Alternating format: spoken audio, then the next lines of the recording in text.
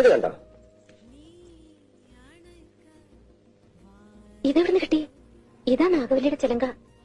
അതായത് 150 പരം വർഷങ്ങൾ പഴക്കമുള്ള ചിലങ്ക. ആ എന്നാ തെറ്റി. ഇതാ ചിലങ്കയല്ല.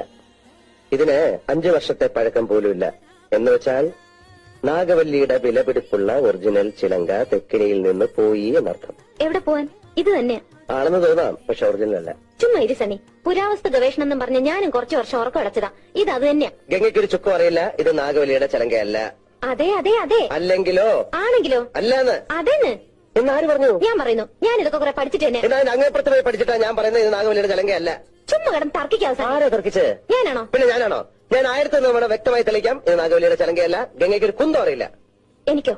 എനിക്കോ? എനിക്കോ? വേണ്ട വേണ്ട വേണ്ട. നമ്മൾ തമ്മിൽ കിടന്ന് തർക്കിച്ചിട്ട് കാര്യമില്ല. പോ പണിയോ പോ.